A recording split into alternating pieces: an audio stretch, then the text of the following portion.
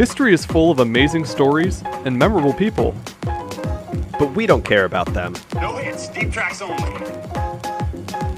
Some of the most influential people in the world have been completely overlooked or just plain forgotten. We're digging deep into the history books to bring you their stories. And maybe some laughs along the way. This is History's B-Side.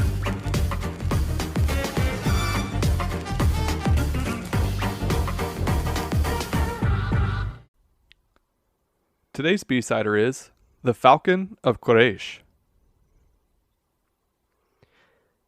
So, to start off this episode, just to kind of introduce the, major theme, or one of the major themes of our topic today, I wanted to ask, what is your take on revenge, Phil, as a concept?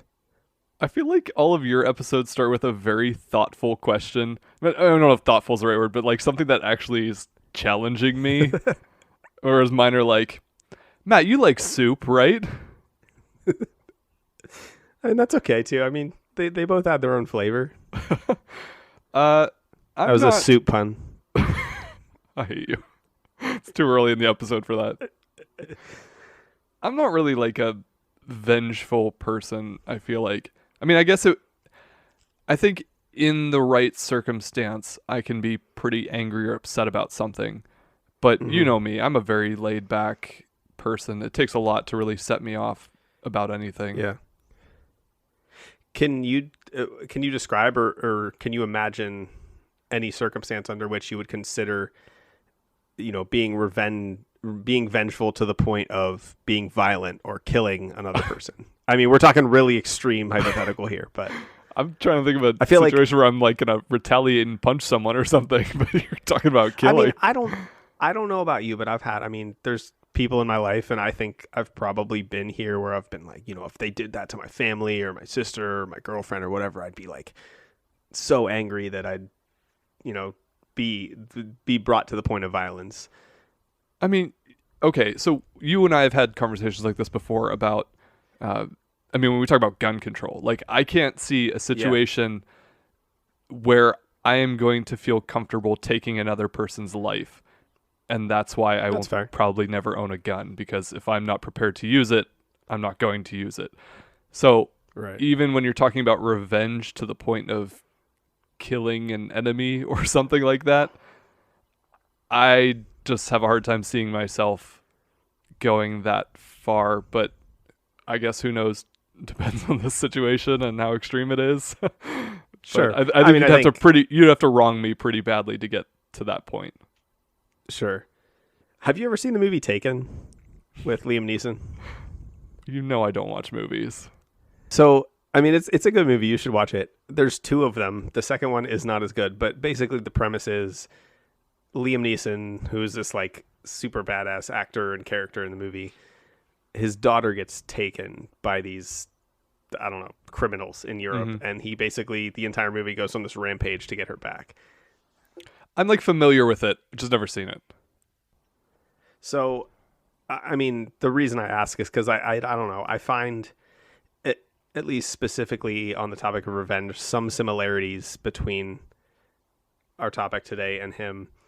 The final, I guess, hypothetical I'd like to ask you pertains a bit more specifically to the actions of our topic, but if your friends and family were persecuted to a point of near extinction, would you be comfortable sending the severed heads of your enemy to their leader? And if so, would you use FedEx or UPS to ship those heads?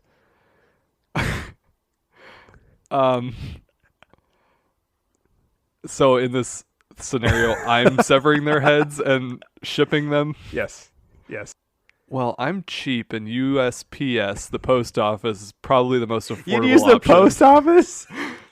But I almost included a joke about using snail mail to send severed heads. But first of all, we should be supporting the post office. Come on, they are near extinct. Come on. That's true. They do need the severed head shipping business. It's just my enemy wouldn't get it for like 3 or 4 months. Hey, depending on why you're sending severed heads, that could be a plus. It's a slow message, but it would smell so much worse. Exactly. I think Amazon would be the most efficient delivery method, though. I swear, I mean, I would not be surprised if in like I'm certain they're not available now, but I feel like in like 100 years, you'll be able to order like severed human body parts off of Amazon. They'll get to a point where they're like, we got to offer the customer service, guys. We got to do it. People are searching for this. Revenge on your enemies, now available on Prime. 2-hour human head delivery. So before we freak our listeners out anymore with the talk of severed heads, and I promise the talk of severed heads becomes a lot more relevant as we get through the episode. This is not the first time we've talked about severed heads on the History's B-Side podcast. Isn't it? I don't remember having a lengthy discussion Jing about Shi severed was heads. beheading people left and right. That's fair. That's fair. I'd like to get a count on the amount of times just thus far in 5 minutes and 45 seconds that we've said the words severed heads. I think it was just in the last 2 minutes, really. Anyway, to move on, I wanted to use this to introduce our subject because as barbaric and violent as it sounds, the severing of human heads becomes one of our topic for today's most notable actions in kind of an unexpected way. But to withdraw from the violence a bit before we get too deep into it, I want to introduce our topic for today. And I wasn't going to pronounce his full name because, admitting up front, Arabic names are extremely long and I am not fluent in Arabic and the names are difficult to pronounce. But Phil insisted that I start the episode off by pronouncing our topic's full name, which is Abd al-Rahman ibn Muawiyah ibn Hisham ibn Abd al-Malik ibn Marwan. For the rest of the episode, we're going to refer to him as simply Abd al-Rahman. Come on, they know that we can't pronounce names that aren't in just plain English. American we've struggled names. with Spanish, and I do want to say, like, I tried as hard as I could with the time I had to learn to pronounce these names properly. I have a pretty decent amount of difficulty with Arabic, especially with the Arabic R, and so in the interest of just fluidly getting through the episode without distraction, I built the pronunciation to as close to authentic as possible without making myself sound ridiculous and distracting people with failed pronunciations. Abd al-Rahman. Abd al-Rahman is what he's going to go by for the rest of the episode. So Abd al-Rahman was a prince. He was born near Damascus, Syria, to the Umayyad prince Muawiyah ibn Hisham and a Berber concubine named Raha al-Barbariya. Before we get into this, I want to talk a bit about Berbers and Umayyads, as both terms will be pretty relevant for the rest of the episode, and I feel like for most of our listeners, they'll be a bit foreign. So, on his mother's side, the Berbers were a Muslim ethnic group, the name stemming from the Greek word barbaros for barbarian. And the Berbers were indigenous to North and Northwest Africa, specifically in the area that makes up present-day Morocco, Tunisia, Algeria, Libya, Mauritania, and the northern regions of Mali and Nigeria, as well as the Canary Islands off the coast of Africa. So basically, the northern African peoples were known as Berbers, and they were primarily a tribal people. And it's important to mention that they were a separate race from Arab people. At this time, it was kind of considered the Arabs and the Berbers. Arabs primarily stemming from the Middle East. So to get to the Umayyads, which is the family from which Abd al-Rahman came, they were a ruling family, which were the second of 4 Muslim caliphates, ruling the Muslim world between 661 and 750. So caliphates were kind of like a religious, political leader of the Muslim world. Is it like a king or an emperor, or is it more similar, religion-based? It kind of, in your head, meld the Western idea of a king and a pope. Okay. They were similar. Like, the caliph would be similar to an emperor. Like if Alexander the Great were from the Arabic Empire, he would have been the caliph of his time. But he had a religious, I mean, Muslim society, Arab society was built around the Muslim Islam religion. And so there was still a kind of religious connotation to caliph. They weren't considered ordained necessarily by God, but they were considered religious leaders. So it's not like they were equated with being some kind of deity or saint or anything like that. No. They were still just a normal human, but a leader in the religious organization. Right. They weren't considered, right, like you said, they weren't a deity. They weren't even necessarily destined to be what they were, but they served that purpose. The closest thing in Western culture I can find is the Pope. Okay. It's not a perfect analogy, but well, back in history, the Pope was more of a political leader as well. Now we pretty much just view him as religious. Exactly. But throughout history, the Pope has taken on a bigger role as far as government. Exactly. So the Umayyads were the second of the four different families that became caliphates that ruled this huge Muslim empire. And as I said, they ruled between the years of 661 and 750. So almost 100 years. And during their rule, the dynasty expanded the Arab Empire, conquering Eastern Persia, Central Asia, Egypt, Northern Africa, Portugal, Spain, and parts of southern France.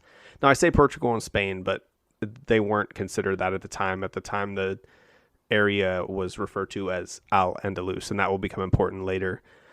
But by 750, the Umayyad Empire stretched from present-day Pakistan all the way to Morocco and contained most of the islands in the Mediterranean Sea. And it even, like I said, stretched into southern France for a time.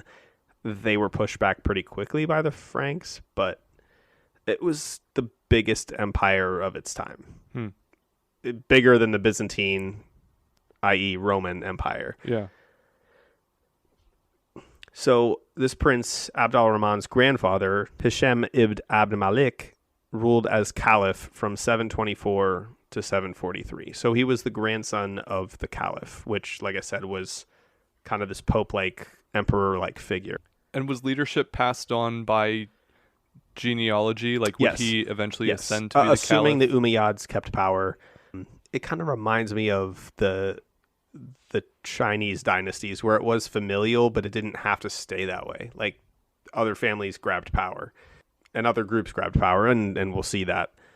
Fortunately, Abd al-Rahman lost his father at an early age and was primarily raised by his mother and grandfather, Caliph Hisham. The massive Umayyad Empire, as it grew, began to increasingly fracture and fall into sectarian conflict, including 2 civil wars and several revolts. What was causing these conflicts? Mostly tribal, ethnic, and political differences. I mean, to extend the analogy with the Roman Empire, once the Arab Empire grew to a specific size, or I guess too large to fully control, different people and different groups attempted rebellions and power grabs. So if you can't military-wise, power-wise control your entire kingdom, eventually other groups start to try to seize control from you. And I mean, you see that with, Alexander the Great expanding the Roman Empire to these ridiculous degrees. And the same thing kind of happened here. I mean, it didn't help that the Arab world was full of all these different tribes with different priorities, different political beliefs, different religious beliefs. They were all Muslim, but they certainly had different ideas about what that meant. As Abd al-Rahman turned 20, the Umayyads were overthrown by the Abbasid revolution from 748 to 750. So over the course of 2 years, this other group called the Abbasids started to overthrow the Umayyads from power. The first caliph of the Abbasid dynasty, al-Safeh, attempted to wipe any trace of the Umayyad dynasty from memory, destroying cultural texts, pursuing and ordering the assassination of living Umayyads, and even removing dead Umayyad caliphs from their graves. Jeez. So, I mean, he was pretty ruthless in this idea. I mean, he wanted to literally wipe them from the memory of history. That's crazy.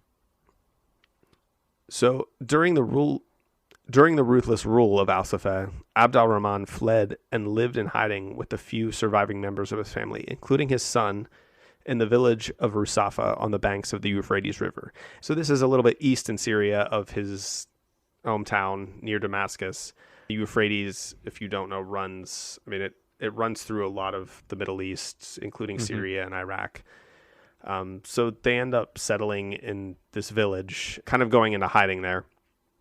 Unfortunately, they were given away, and after being surrounded by Abbasid assassins, Abd al-Rahman left his son with several of his sisters and fled south with his younger brother, Yahya, and his Greek freedman, Bedr. What is a freedman? Is that like a servant or? Sort of. Freedman was basically a term for a former slave that was set free, that was given his freedom. And this was, I didn't go too far into why, but this was common for Greek slaves to have been given freedom. But he continues to serve his master, I guess. I don't know that was the case. I don't think he saw Abd al-Rahman as his master necessarily, but he certainly was loyal to him. So al-Rahman, his brother, and Bedr flee from the Abbasid assassins, but eventually the horsemen catch up to them, and three men end up throwing themselves into the Euphrates River. So they start swimming to escape these horsemen, and in an attempt to persuade their return, the Abbasid horsemen promise no harm would come to them if they return to the banks. Sure, yeah. Yeah, right? Yeah. We won't hurt you. We've just been chasing you across the desert. It's all good. So, becoming kind of exhausted by swimming in the water, and I think maybe a little bit fearing drowning in the river, his brother Yahya acquiesces to their requests and returns to the banks against his brother's desperate pleas to keep going. And as we kind of suspect, upon his return to the shore, the horsemen swiftly behead him in front of al-Rahman. That's one way to convince the rest of them to come out. Yeah, I mean, not exactly a welcome wagon. So seeing this, Abd al-Rahman and Bedr escape and begin this legendary journey. Eventually, they depart from the river and travel in disguise west across Syria, the Sinai Peninsula, Egypt, and northern Africa, all the while pursued by relentless Abbasid assassins, spies, and other enemies. Eventually, the pair reached the northern coast of modern-day Morocco in 755, where they took refuge with al-Rahman's maternal uncles in the Nafsa Berber tribe. So remember, his mother was a Berber woman, and so he had some relatives in these tribes that inhabited northern Africa, was able to take some refuge with them. He then set his sights across the water north towards Al-Andalus, which is present-day Portugal and Spain, the Iberian peninsula, where he hoped Umayyad loyalists still remain. So Portugal and Spain obviously aren't a thing yet, or at least they're not established as the Portugal and Spain that we know now. I guess I don't have a ton of knowledge about this part of history. The Roman Empire was huge in this area. What is Al-Andalus? How did it become? So that was, not that was a Roman, little part of Arab? the Umayyad dynasty. They were the ones that were primarily responsible for expanding the Arab Empire, and part of that expansion was extending into the Iberian Peninsula, where Portugal and Spain currently sit. And at the time, it was known as Al-Andalus. And for the majority of the Umayyad rule, it was under Arab control. So at the time of his journey, it would have still been part of the Arabic world. Okay. But it is worth mentioning, similar to the way it was under the Umayyad rule, once the Abbasids took over, the empire was still fractured. There were still all of these different tribes and peoples trying to grab power and declare autonomy. And we were talking about a huge landmass, which we know from present day ends up turning into dozens of different countries. So to say it was still under the Abbasid caliph's control is a bit of a stretch, Right. as we'll see. But, we kind of end with al-Rahman setting his sights across the sea, and we're going to end here and take a short break before we get to al-Rahman's efforts to cross that sea and establish his own political power in Al-Andalus. We'll be right back.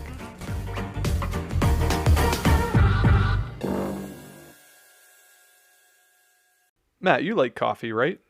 I love coffee. Would you ever want to buy me a coffee? Anytime, Phil. Just say the word. Our dedicated listeners could also buy me a coffee. Could they buy me a coffee as well? They could buy you a coffee. This sounds fantastic. We set up this service called Buy Me a Coffee at buymeacoffee.com/historiesbside.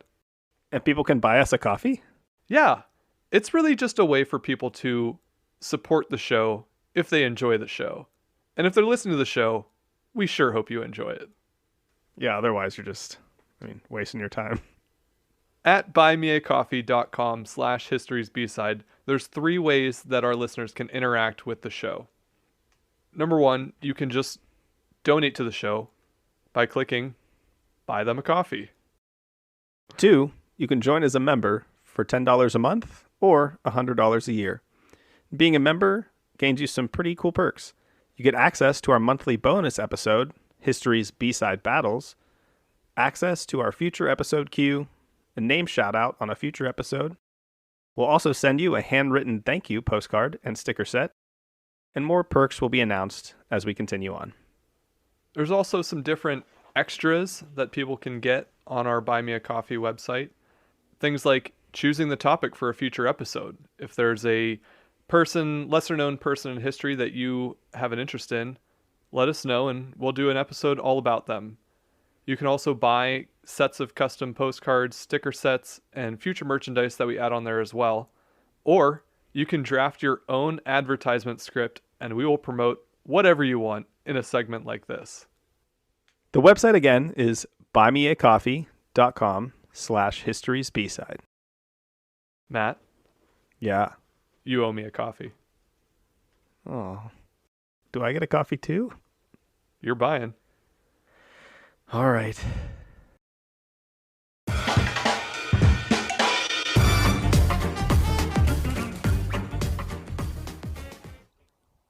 All right, welcome back. We left off with Abd al-Rahman ending up in Morocco with these Berber tribes and setting his gaze across the Mediterranean Sea towards Al-Andalus. But he was a bit cautious about crossing the sea to this land. The province was in a state of confusion with tribal dissensions between northern Arab Qays and southern Arab Yemenis, and also with racial tensions between the Arabs and the Berbers that we previously discussed. The ruler of Al-Andalus, Emir Yusuf al-Fihri, was favored by the southern Yemeni people, and at the time was locked in a contest for political control with his son-in-law and political advisor, Al-Samail ibn Hatim al-Kalabi, who was head of the Syrians, most of whom descended from northern Qays tribes. So the two men kind of represented these two different parts of the Arab world. Al-Fihri representing the Yemeni people, and Al-Samail, his general, his advisor, representing the northern Syrians. These were leaders underneath the caliph. Like, they were still in the same, technically, region, but would be his inferiors. Yeah, I mean, technically, yes. But like I said, the whole region was kind of split into these different tribes and factions. I think it would depend on who you asked. The Abbasids that had taken over would have absolutely said yes. Mm-hmm. The Iberian Peninsula, Al-Andalus, is under our control. These people are under our control. I think Al-Fihri would have answered differently depending on who asked him. I imagine at this time he was probably intimidated and afraid of whoever was caliph at the time and their political and military might. But their empire was so big that it was kind of a free-for-all. But within the Iberian Peninsula, within Al-Andalus, Al-Fihri was the top dog. I mean, he was the emir, he was the ruler, but he was kind of having this feud of sorts with his own general, Al-Samail, who, I mean, it's kind of hard to understand, but Al-Samail held such a powerful influence over his men that it began to be questionable. I mean, if he decided he wanted to overthrow Al-Fihri, I think it would have been possible. You see that a lot today, even with military leaders threatening the power of the, right, I guess, chosen leader of the people. Yeah. It's kind of what happens when you have an overarching government of sorts without the proper military power to control the entire empire. Among the Syrians, Abd al-Rahman hoped to find and connect with those loyal to his family, the Umayyads, with whom he would be well received. So this whole time he's kind of looking for safe harbor among the Arab world, which is now kind of under the control of the Abbasids. And he hopes to find this with the Syrians. So he sends Bedr across the strait, where he's able to rally 3 different Syrian commanders to their cause. But unfortunately, when the commanders approach Al-Samail, he refuses to welcome al-Rahman, fearing that he'd tried to make himself emir. So we've got these 2 guys, Al-Fihri and Al-Samail, fighting for power, and now they're afraid that al-Rahman is going to come in and take it because he's got this Umayyad name behind him. So getting kind of shut down by the Syrians and Al-Samail, Bedr sends feelers out to the Yemeni leaders. And though the Yemeni people were not historically allies of the Umayyads, Al-Fihri was having a lot of difficulty keeping Al-Samail in check as his general, and the Yemenis thought they had a better chance of finding power if the Umayyad name was on their side. So in a way, a lot of the leaders of this tribe kind of give their support to al-Rahman, thinking that his, I guess, royal, historic, glamorous name will give a little bit of justification to their political power. Legitimacy. Thank you. We'll give a little bit of legitimacy to their political power. Bedr returns to Africa to tell Abd al-Rahman of his success, and the 2 set sail for Al-Andalus with a small group of followers. As they leave, the Berber tribesmen that had formerly given them safe harbor suddenly become hostile, hoping to take the prince hostage and forcing him to pay money to leave Africa. Of course. He ends up paying off one group of tribesmen, and another pursues their boat into the sea. As legend has it, Abd al-Rahman's crew was forced to cut off the tribesmen's hands as they held onto the boat to make their escape. So the Berber tribesmen are holding onto their boat, and the crew actually has to cut their hands off to escape. A lot of severed body parts in this episode. People are starting to understand that question you had at the beginning of it. I didn't mention at the beginning, but I thought a fitting subtitle for the episode would be "The Heads Will Roll," because so many people get beheaded throughout the course of it that Behanded. It's definitely the most, I don't know, beheaded episode we've had, I think. Except maybe Jingxi, but we don't know. We didn't discuss how many heads she cut off. Beheadings, behandings, B-side. There you go. Now we have a new slogan. Motto? I don't know. T-shirt. After their escape, Abd al-Rahman lands in Al-Andalus in September of 755, just east of Malaga. He was welcomed by Umayyad loyalists and a force of 300 cavalry. During his time in Malaga, his support grew rapidly. Waves of people made their way to the city to pay respect to the prince they once thought dead, including both Yemeni and Syrian people. So, I mean, he was a huge deal. Like I said, I keep comparing them to the Pope. Imagine if, I mean, the Pope doesn't really work like this, but imagine if the Pope was of a family and the Pope's son disappeared after this huge persecution of Catholic people and then reappeared somewhere. It would be a huge deal, and I think a lot of Catholic people would kind of flock to that individual. Yeah, I mean, it'd be like, I don't really know the royal family too much, but I guess if the queen was somehow overthrown and like Prince William, I think he's one of the ones that's like in line for the throne, just suddenly disappeared. Right. And England knew nothing about what happened to him. And then what is this? Exactly. I'm assuming a couple years later, he just reappears. Suddenly people would be pretty excited about that. Yeah, I mean, he's been in hiding for almost 5 years now, and he just reappears on the other side of the empire. And as news of the prince's return spreads throughout the peninsula, both al-Fahri and al-Samail become worried about his threat to their power. They see all these people coming into the city to see him, to visit him.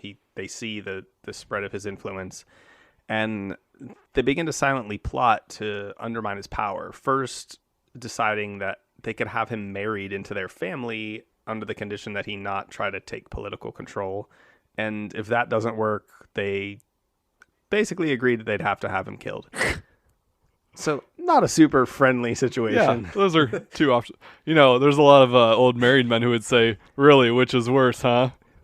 Not me, of course. I love my wife, who I know is listening to this episode right now and is going to text me as soon as she hears that. I love being married to you. In-law or murder victim? You choose. Well, we haven't met the in-laws yet.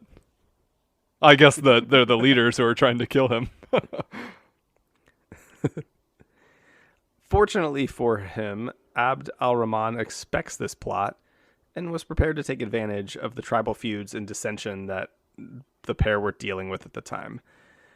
In northern Al-Andalus, the city of Zaragoza had begun to rebel in a bid for its own autonomy. So al-Samail and al-Fahri head north to end the rebellion. And this was fortunate timing for Abd al-Rahman, whose following was continuing to grow at a quick pace, and he and his followers take control of the city of Seville without any physical conflict. So as soon as they're gone, he immediately starts taking over cities. Having quashed the rebellion, al-Fahri turns back to the south to face Abd al-Rahman, who he refers to as the pretender, this pretend ruler. Al-Fahri offered the prince his daughter's hand in line with their plan, under the condition that he refrained from political activity, but al-Rahman refuses, stating that he would only settle for full control of the emirate. The emirate being the entirety of Al-Andalus. So would this, I guess, attempt to take control be al-Rahman sort of breaking a promise to al-Fahri in being willing to work with him to get him back into prominence? Him sort of threatening control here? Al-Rahman always, I think, intended to gain his political power back and his power over the region, and ultimately to restore the Umayyad dynasty. I think they might have begun quote-unquote friendly talks with each other at the time. Al-Rahman looking for refuge, and al-Fahri kind of afraid of his popularity and his ability to influence people. But I think ultimately al-Rahman was looking to power grab, and al-Fahri was simply trying to find ways to keep that from happening. As was al-Samail. Al-Fahri turns back south, and the two armies, al-Fahri's army and al-Rahman's army, meet on the banks of the Guadalquivir River outside the capital of Cordoba in May of 756. A few interesting stories from this battle. So it lasted quite a while.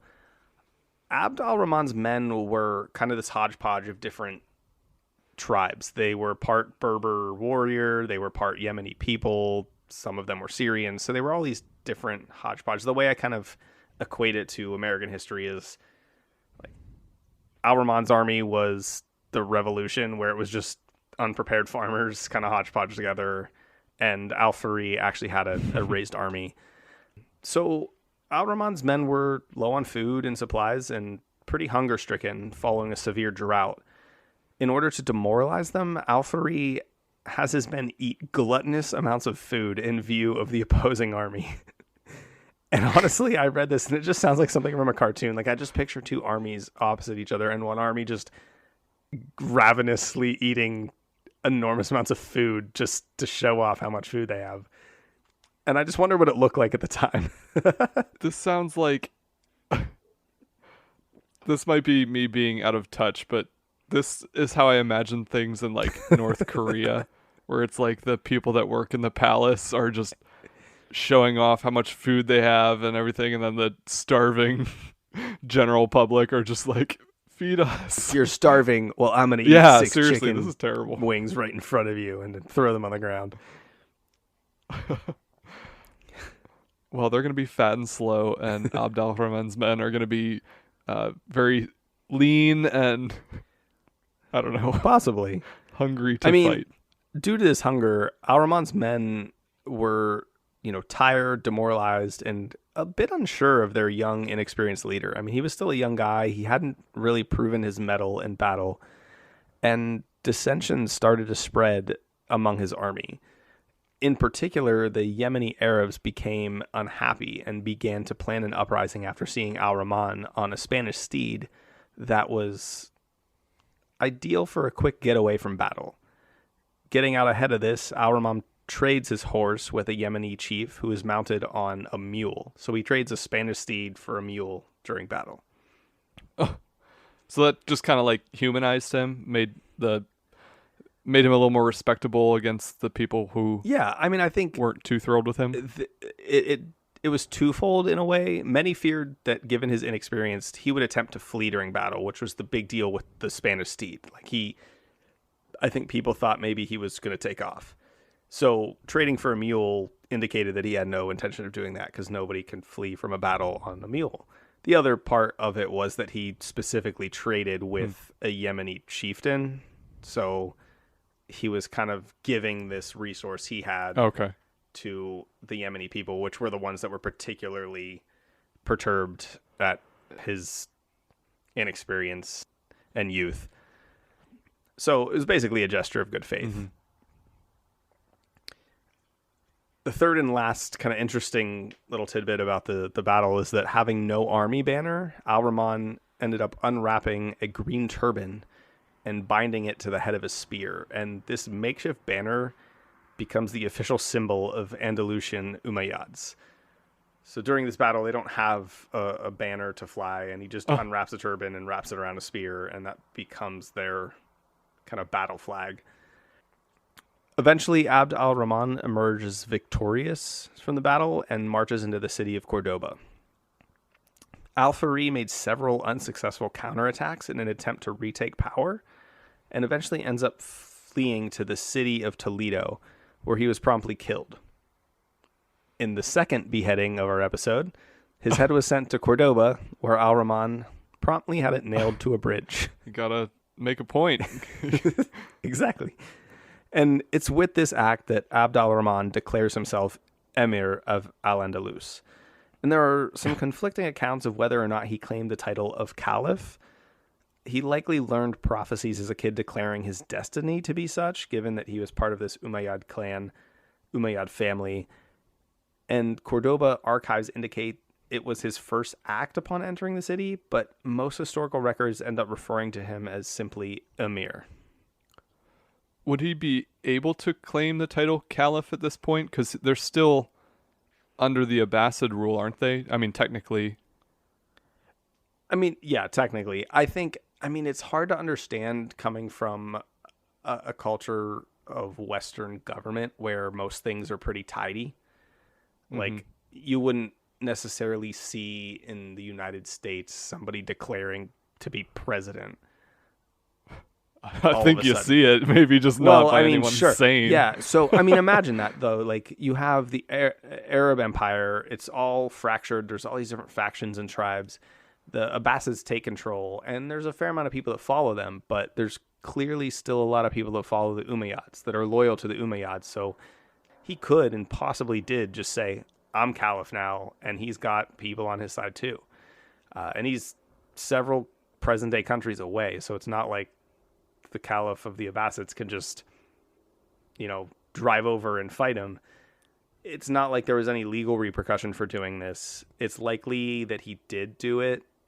And even to have declared himself Emir would have been kind of bold, given that the Abbasids, the current caliphate family, had pretty much put a bounty out on all the Umayyads' heads. Like, to come out and be like, I'm an Umayyad emir. Like, I mean, it'd be a lot. So either way, it's a pretty bold move. You know, I think there's probably at least one person living in Florida right now who's still claiming to be president. Exactly. And if he had enough, he probably does. It need to be real organized. But if he had enough supporters, I feel like he could probably make a run at starting his own little country. As much as I hate to say it, like, yeah. Let's not go down that rabbit hole. It's important, I think, to remember here and in many different situations. Like, I think sometimes you fall into the trap of thinking that rule or government rule is this really concrete, stable thing, and it's only as concrete as the people that follow it, right? Like, right. If nobody buys that you're the leader, right? Yeah, that makes sense. You don't have power. You're not a leader. Yeah. Once Abd al-Rahman declares himself emir, the peninsula is still relatively fractured, but with al-Farid dead and al-Samail currently in jail, al-Rahman sends out a call to the Muslim world, declaring Al-Andalus a safe haven for his family and friends of the House of Umayyad. Wait, al-Samail is in jail? Yes. So I didn't mention that, but so al-Samail was al-Farid's biggest general. He was one of his main generals in his army. And after the battle at Guadalquivir, much of al-Farid's surviving army was imprisoned. Oh, okay. Al-Samail was one of those that were imprisoned. So essentially, they're both kind of out of the way. At the time, the northern, especially the northeastern part of the country around Zaragoza towards the Pyrenees, was still kind of run by loyalists to al-Farid, and it took a while for al-Rahman to squash that. But, you know, as more and more Umayyad loyalists move in, he gains more and more control, and the conflict, in a way, begins to die down. After his call, floods of Umayyad faithful answer and arrive in Al-Andalus. He ends up being reunited with his son, the one he left on the bank of the Euphrates, which is kind of a cool part of the story. I mean, honestly, as I read this, as I researched it, I was like, that's kind of yeah. I mean, how many years is this? 6 years. Well, I mean, think about it. Like, his house was surrounded by Abbasid assassins who were hellbent on killing all the Umayyads, and he just leaves his son with his sisters and takes off with 2 other guys. Like, yeah, but if he was going to reclaim his crown, right, I guess the child is probably safer with his sisters, because the Abbasid are coming to kill him more than anyone. He's right, the heir to that throne. So I don't know. I think you may be looking at it from a modern perspective of you can't abandon your kid, but really he might be protecting the kid by not being around it. Yeah, I mean, once I read the whole story, I wasn't so hard about it. But when you read it from beginning to end without knowing what the end is, you're kind of like, that's harsh. Because I mean, for a minute, like, you kind of assume his kid died. Like, they basically make it clear that he was one of the only surviving Umayyads. So as his family members move into Al-Andalus, he puts them in positions in high offices across the region, believing he could trust more in them than in non-family. And once again, the Umayyads begin to grow and prosper. At one point, one of his kinsmen, top general and governor of Seville, Abd al-Malik ibn Umar ibn Marwan, persuades him to drop the name of the Abbasid Caliph from Friday prayers. What does that mean? So Friday prayers, essentially, it was a religious tradition to mention the acting caliph during Friday prayers as an indication of sovereignty. So basically an admission of power, an allegiance pledge. And to remove the name was to remove the implication of the Abbasid caliph's power. It's kind of like the 8th century Arabic version of "not my president."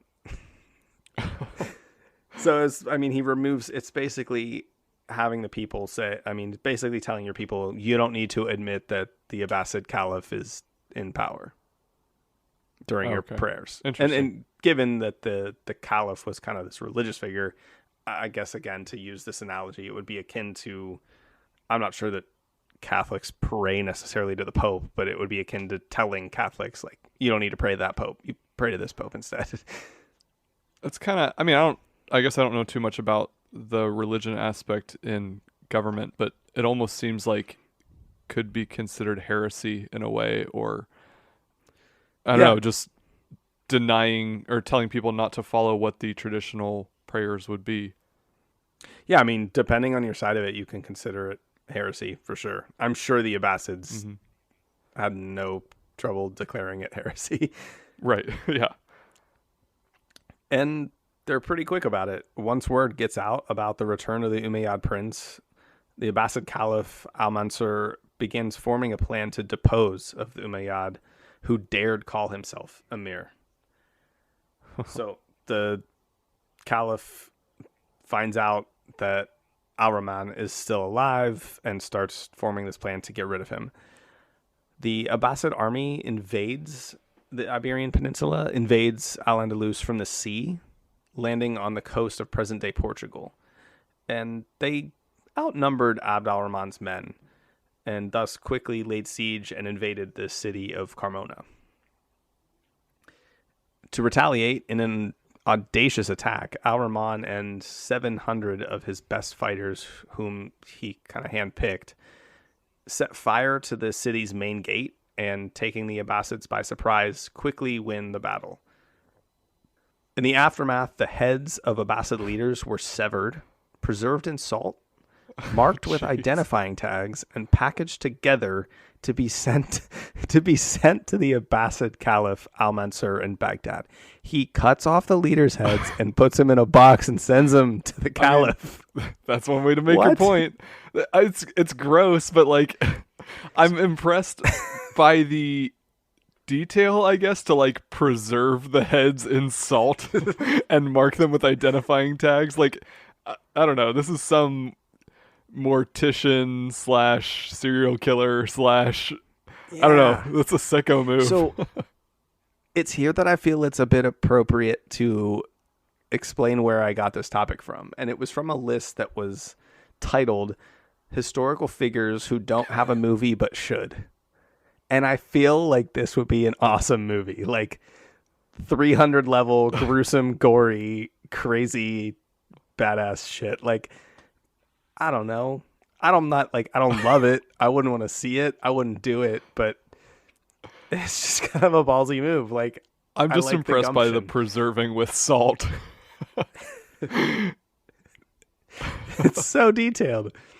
So he sends this gruesome package to the Caliph, and upon receiving it and realizing his defeat, al-Mansur remarks, "God be praised for placing a sea between us," meaning between him and the Umayyad prince. And in a move that kind of implicates a certain level of respect, certainly fear, but also respect, he dubs al-Rahman with the name Sakhr Quaraish, or the Falcon of Quaraish. And the Quaraish were an old Arab tribe from which the Umayyads descended. So he dubs him this name, the Falcon of Quaraish, which, despite his certain hatred of al-Rahman, does, I think, imply a certain level of respect for his power, for his wherewithal, for his military might. Needless to say, his message was Can you imagine delivered. Getting that package on your doorstep?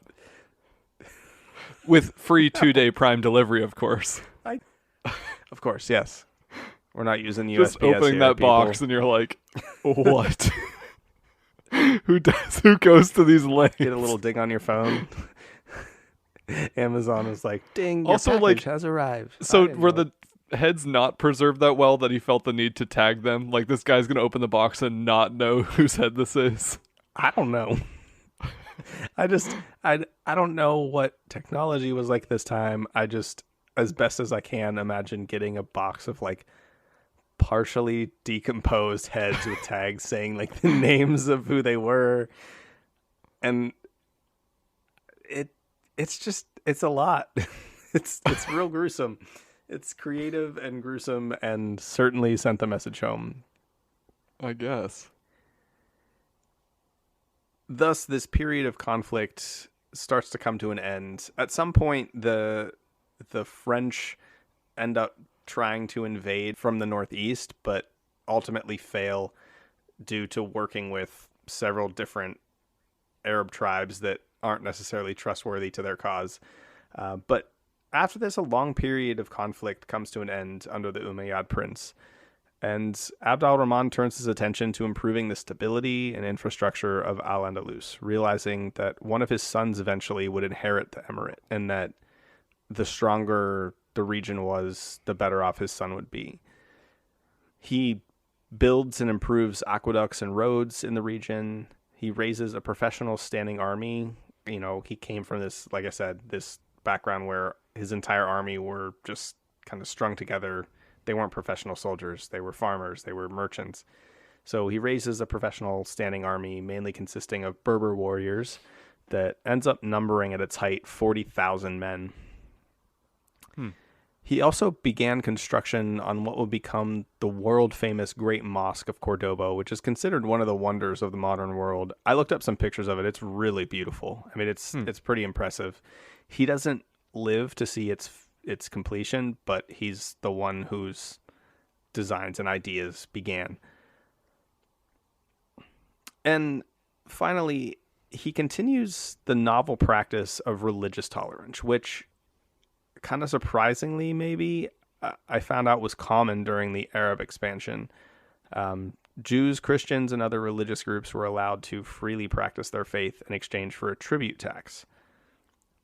So were they the first ones to really have, I guess, religious freedom? Not really freedom, I guess, because they're paying a tribute tax, but they're at least tolerated to practice other religions? I don't know for sure if they were the first. Just given how long ago this was and how poor records were kept, I think it would be hard to say they were the first, but it's very clear that the Arab Empire of this time had a remarkable level of religious tolerance compared to others of its size. I mean, they, at this time, were one of the only religious groups and were one of the only political groups and empires that tolerated other religions to this degree. And you know, I tried to research a bit more about the history of religious tolerance in Islam, because I think, if I'm being honest, today, whether it's media driven or not, we definitely get a different view of Islam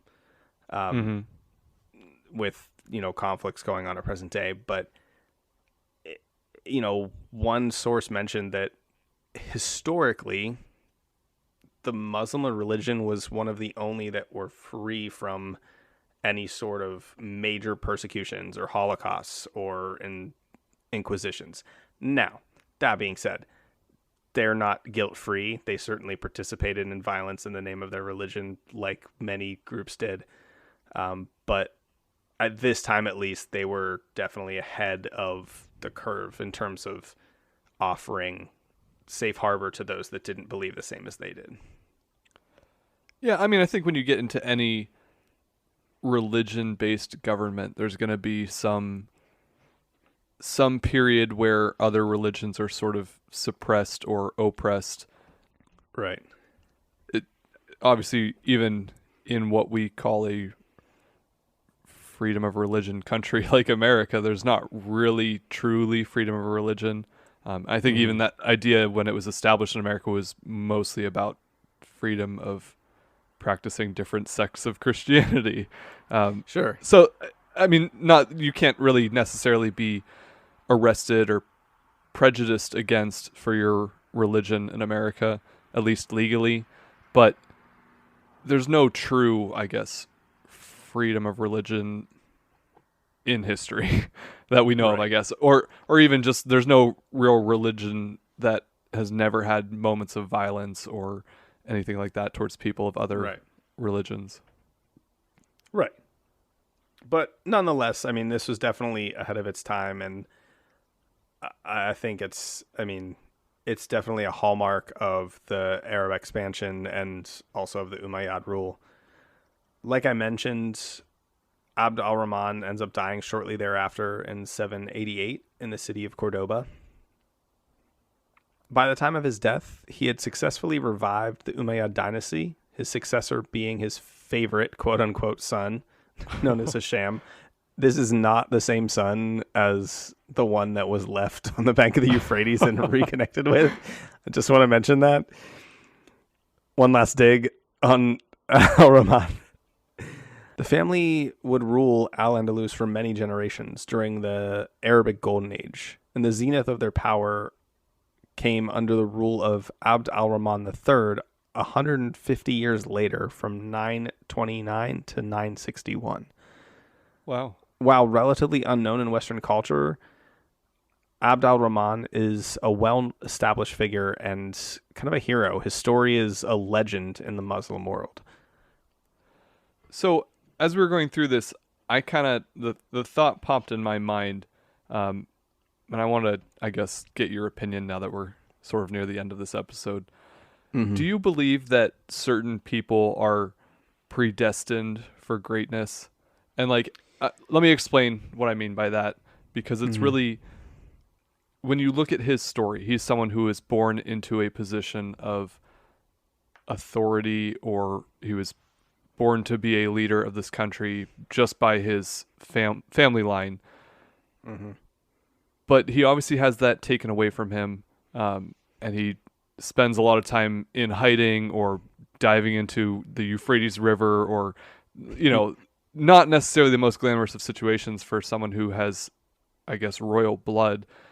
But he's able to force his way back into a position of power, whether it's using his influence or commanding an army, even though, like you said, he was inexperienced during that. Like, he's someone who made himself back into this position of authority. And do you think that's like he was groomed in a way that he could become this leader, or is it more just he was predestined to be great? He was absolutely going to someday lead this nation. That's a really good question, and my answer is not going to be, I think, satisfactory. It's a bit, I mean, it's going to be a bit vague and ambiguous, but as quickly as I can explain it, I don't myself, without getting super deep into philosophy, don't fully agree with free will as a singular idea. I think we are all predestined to a certain pattern of choices and behaviors based on our past experiences. That being said, I also don't exclude the idea of free will. I think we still have the idea to make, or the ability to make choices.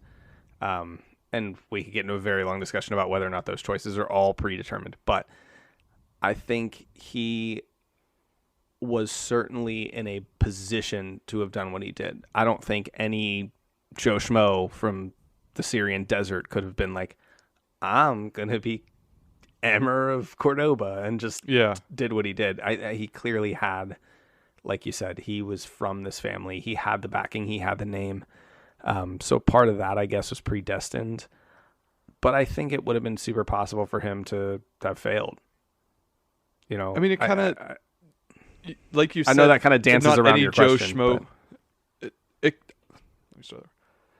I mean, it kind of, in the same way that you said any Joe Schmo couldn't have done this, but really it seems like someone could have. Like, if someone sent out word that, hi, I'm so-and-so with this family backing, even if it's not verifiable, he could have, if he's persuasive enough and influential enough, can rally up the troops behind him and force his way into a leadership role. You even said that when we made the joke about America. If someone has enough people to follow him, you could sort of build your own country and kind of establish yourself as a leader of it. So I don't know. Like, I don't know if this really, he was born to do this, or maybe because he came from a background of influence that he knew he had, or he had the confidence maybe to be able to force his way back into power. But it is interesting that he was just able to put himself in this right situations, and things kind of worked out the right way for him to get back into a point of prominence. Well, and I think another part of it is the struggle that he went through. Like, I am a firm believer that hard times breed hard people. Like, struggle makes people more able to weather hardship and and persevere and push on. So the fact that he kind of went through this fall and persecution as a younger man, and saw things like his brother being beheaded in front of his eyes, probably gave him a bit of fire that many other people might not have. Like, you know, like, to go back to our Joe Schmo reference, like, if you're just a Joe Schmo being a merchant in the middle of Tunisia in North Africa, like, could you go try to be Emir of Cordoba? Sure, maybe. But do you have the drive? Like, what drive do you have to do that? Like, was your whole family like killed Gregor in front of McGregor and make stuff up about yourself? Right. So, I mean, that was like the most vague, ambiguous answer, but I think a little bit of both. All right. Well, we better get into today's quiz then, huh? I'm excited to see what you have for me. This It's is, I gonna think, be a a foreign tough one. topic for both of us. All right. Well, we'll be right back, and then we'll get into today's quiz.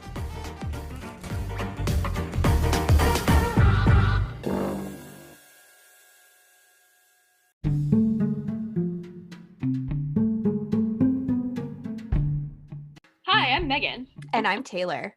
and we're the hosts of Fancy Town Crimes. Two best friends that cover the horrible.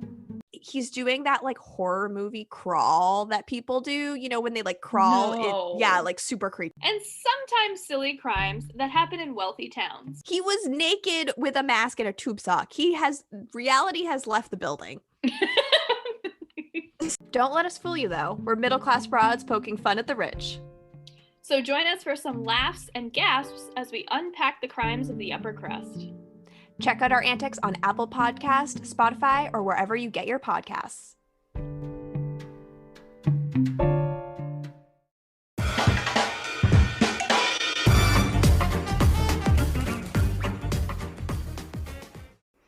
All right, let's get into today's quiz. We like to end every episode with a short 3-question quiz for today's host. Kind of see how much he researched on the topic, and maybe you, the listener at home, knows some of these as you're following along. Although, for this episode, I kind of doubt it. Maybe, but I think this one's going to be tough. I'm ready. I don't think it'll be terrible, but I don't know. It was a tough one to find good I questions feel for. like, I mean, I think I researched extensively and presented within the bounds of my knowledge, so I feel like maybe there's something you're going to come up with that I'll have looked over. All right, well, let's get into question number 1. This is more historical based, like even before al-Rahman. So the Umayyads took control of the Iberian Peninsula by conquering what kingdom? Oh, no. No. Oh, this is terrible. I don't know. I'm going to guess the Franks. No. It was the Visigoth kingdom. Oh, They were I sort of read that name. like a German aspect of the Roman Empire. The Visigoth kingdom occupied southwest France and the Iberian Peninsula actually for 300 years. They sacked Rome and kind of separated in 410 AD, and then ruled the peninsula until they were eventually defeated by the Arab Berber forces in 721. Dang. I read that name. It just wasn't pertinent enough for me to like Absorb perk my ears and- up and read about it. Yeah. I thought it was interesting because as I was looking this up, it said that at times they actually led military campaigns against the Basque country, which is something we talked a lot about in our last episode. Yeah. So that was interesting little throwback to something else we learned on our podcast. Lots of Spain the last 2 weeks. Yeah, that's true. All right, question number 2 has to do more with the Berbers. So I don't know how much you read up on this. Now, I don't know how historically accurate this question is going to be, but it's based on oral traditions of the Berbers. So take that for what you will as you're considering this one. According to oral traditions, the Berbers are descended from which well-known biblical figure? Biblical. I mean, I was gonna say Muhammad, but biblical. Shoot. Abraham. I have no idea. I mean, that's a good guess. The person that they more tie their history to is Canaan, but probably the more well-known biblical figure is Noah, because Canaan was Noah's grandson. So their ancestry, that at least from what I found, and like I said, I don't know if this is historically accurate, but it's at least part of their oral traditions that have been passed on. It says that their ancestry follows the line of Berber, son of Temla, son of Mazich, son of Canaan, son of Ham, son of Noah. So they would be Noah's great-great-great-grandson. All these sons of. I know, right? That one was tough. Well, you would be Philip, Matt, son of Leonard. I don't know your grandfather's name. That's terrible. That's easy. Philip, son of Leonard, son of Leonard, son of Leonard. Oh my God, your Arabic name would be awesome. Just be the same thing repeated over and over. Ibn Leonard, Ibn Leonard, Ibn Leonard. All right, question number 3. This is an easy one. You will get this one. I am so confident in you. Question number 3. Is it legal to mail human body parts? I feel like no. I feel like it isn't. Is that your final answer? Yeah. Yep. It is legal in No, it isn't. circumstances. Oh my God. What circumstances? So the best I could find was you can only do it via USPS, so the post office. Of course. No FedEx, no UPS. But only if there is a low probability of that sample being infectious, and only if it's being transported for routine testing not related to the diagnosis of an infectious disease. What routine testing is going on other than that for a disease? So, like, is that merely for 23andMe and Ancestry.com? Yeah, I mean, it includes, like, not just physical body parts, like solid body parts. It includes blood and urine samples and things like that. So, like, drug testing, I mean, you could technically send hair, which is considered a human specimen, for things like that. But I guess it does include certain actual body parts. There were specific restrictions on packaging. It has to be triple packaged in leak-proof containers, not more than 500 milliliters of a liquid or 500 grams of a solid. It has to be properly labeled, things like that.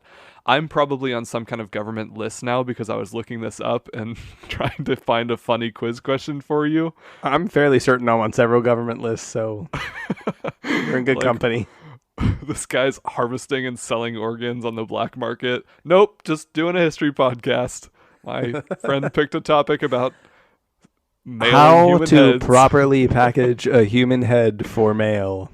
Well, you load it up with salt, tag it, and triple wrap it in bubble wrap. leak proof. It's got to be like solid containers. Best if vacuum sealed. This is even more makes me not want to be a postman or any kind of mail carrier. Oh, I bet you they have some good story. I mean, I don't know if you would ever know what you were delivering, but well, it'd be these have to funny be if you did. Labeled as like, I feel like Human the classification head? was called like, no, it has to be labeled like exempt human specimen or something like. I don't know what the term is, God. but kind of gross. I kind of want to play a prank and like mail my hair and have that pack, like have A it put large exempt box. human In a large box and yeah. put some kind of weight in it so it seems like it's something else. like a huge, like a body. Like I want like feet on the box and Yeah, but it has to be under 500 grams. a little body. Oh, it's Dear gross. God. If you would have asked me when we started this if we were going to have a conversation about mailing human body parts at some point, I would have probably Picked said a different no. topic. Well, I'm sorry to anyone who listened this far into the episode. I guess we'll let you move on to less disgusting podcasts. My favorite murder is enormously popular, so clearly there's no shortage of people who like gore and murder. This is the true crime episode of History's B-Side. Yeah, there you go. Thanks for listening. We'll see you next week. History's B-Side is an independent, listener-supported podcast. Leave us a review or subscribe to the show on your favorite podcasting service. And follow along on Facebook, Twitter, and Instagram at History's B-Side. Send us your feedback or inquire about sponsorship and advertising opportunities by emailing us at historiesbside@gmail.com. You can donate to the show at buymeacoffee.com/historiesbside. While you're there, check out our membership perks, merchandise, and more. This episode was researched and produced by your hosts, Matt Melito and Phil Hall. Thanks for listening to History's B-Side.